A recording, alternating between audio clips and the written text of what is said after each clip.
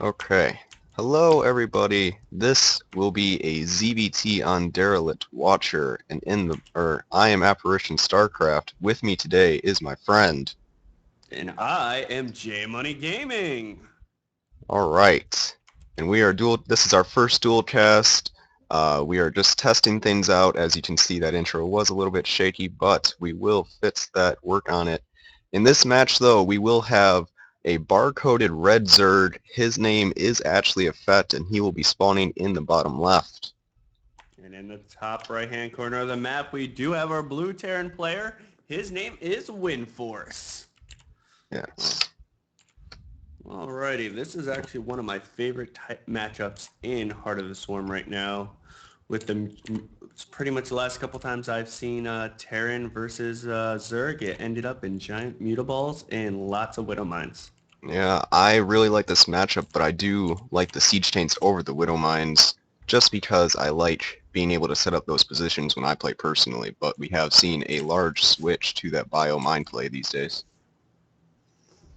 Yeah, it's very interesting how things always seem to change out throughout the expansions and updates. It's quite interesting to see with Heart of the Swarm just coming out when they do decide to start doing some basic little updates, what they will be, and how they will be done. Gee, money, no talk today.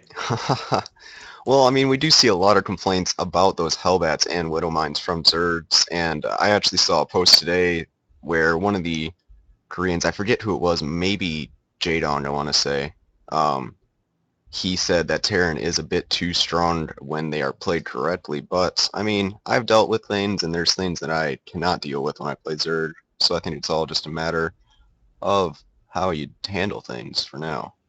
Definitely agree. Especially with now, I think Team Liquid, I think it was last week they posted the rankings right now, and the top two players in the world are both Terran at this point in time. It's a big switch from Wings of Liberty when everyone was complaining they were too weak to now, oh god, they're so strong. Yeah.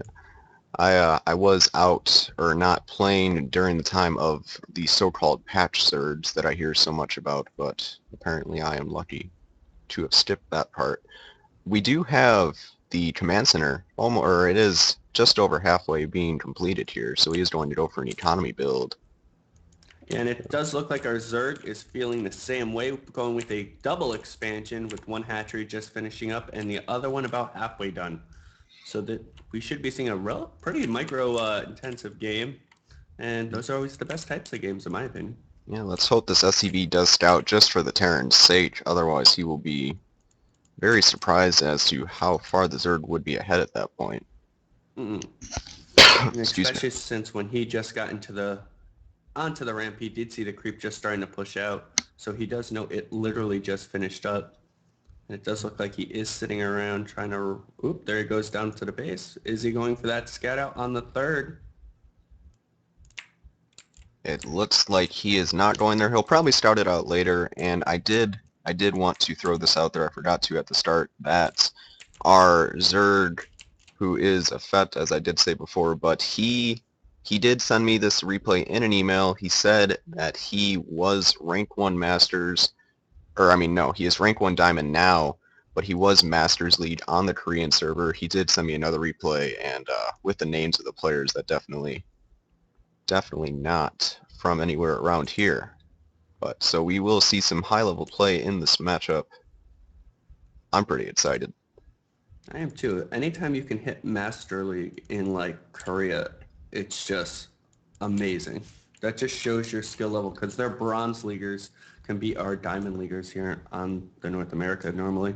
Yeah. It's horrible. It was honestly hard for me to get out of gold lead with my Zerg play on the Korea server, and even my Protoss play was only in platinum in the last season compared to the diamond that I am on NA and EU. But All right, we do actually have a Roach Warren on the way up right now. So we should be seeing some defensive Roaches relatively soon. Unless we see that Hydra then pop up relatively soon, I don't see any real aggression coming from our Zerg as of yet. no, I think he is going to do a little bit of defense with those Sets. roaches and talking about sets at the same time, though I would not combine the two. Um, Sex with roaches, yeah, that might be a little disgusting. I don't know if I want to see any of that. Of course, we are on the internet. Anything is possible, but he probably just wants to defend against the Hellions that he did scout for the time being, and then maybe include the sets part later on.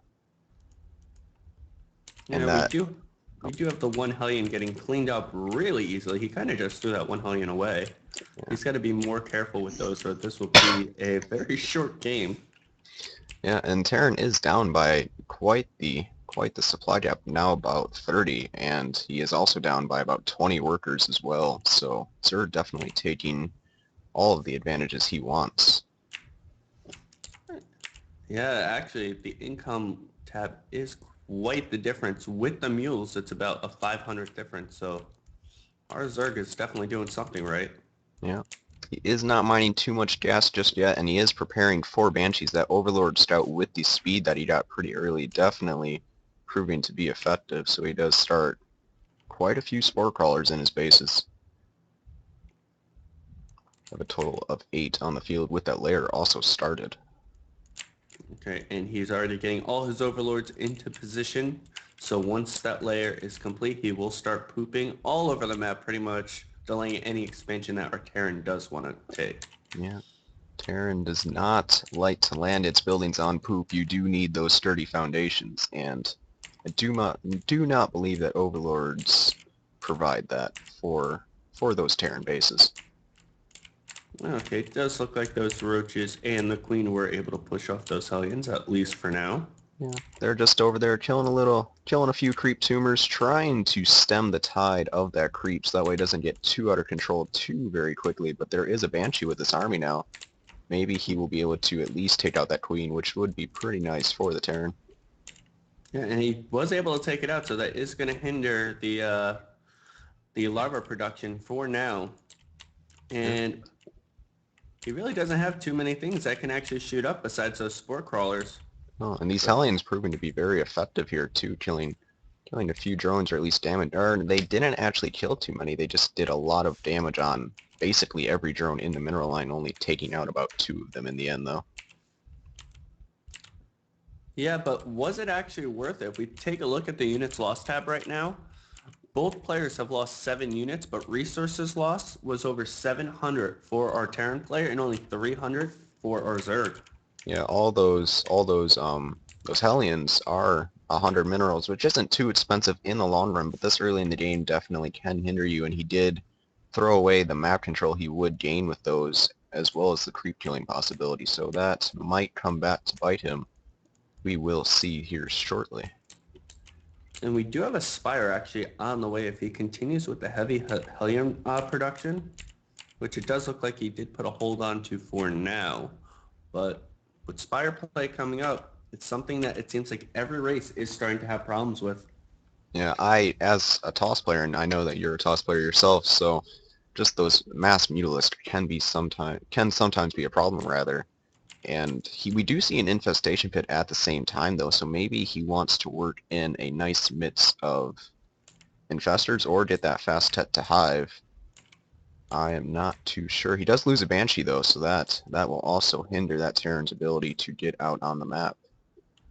Absolutely. I mean, and right now, unit-wise, our Terran players pretty much has nothing on the map right now. He does have a couple Widow Mines, 1 Banshee, and 3 Marines, but other than that, he is pretty defenseless right now. And we do So, see, oh, we do see 18 Banelings being morphed outside of the Terran space, though, so there might be a big engagement here shortly, and at least one of those Widow Mines being soaked up by the lanes going out there. that was actually beautiful right there. He saw the second Widow Mine coming through. He split those lings on the fly, and it pretty much saved those couple units. Yeah. The Widowmine shots have been used, and here come the Banelings. That is going to do a lot of damage. He does get into the natural. Let's see how much all of those SCVs are definitely going to get caught. A lot of them going down. They turn on to attack, and every single one goes down except for a few soul survivors, or not really soul survivors, but... I was actually, oh, and there goes all his bailings from one more Widow Mine shot. Oh yes, he did take another shot. That does hurt, but he did do quite a bit of damage there. Yeah, 22 SCVs were killed thus far in the game. Units lost, though, they're both pretty close to being the same, but with his economy pretty much in ruins. How Yes. will our Terran player be able to get back to this, especially now that the Zerg has another base towards the bottom of the map? He does start that base, starts burrow, as well as that hive coming out, and the Mutalist are going to keep the Terran in his base, making it so he can't really keep the Zerg from just taking control of everything. And Stim might actually be canceled here. And there it goes. Stim has stopped being researched, and that will definitely make the Terran afraid to push out anytime soon. And He the does thing, start it up, though. yeah, he restarted Stim, which was probably a bad idea if he was going to restart it just 2 seconds after canceling it.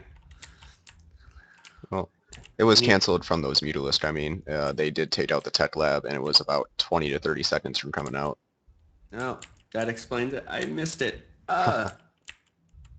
J Money bad caster. Okay, so let's take a look back into the map.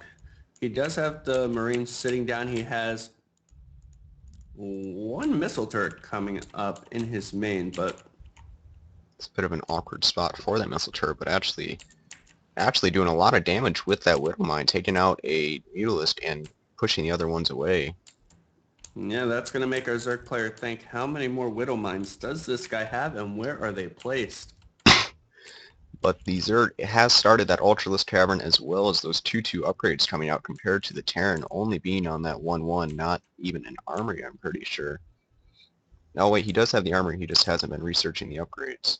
And he does see this army not stimming with, and those Banelings are just going to clear up everything once more. This time Yeah, at least they're units instead of SCVs though, and he does just instantly GG. yes, that...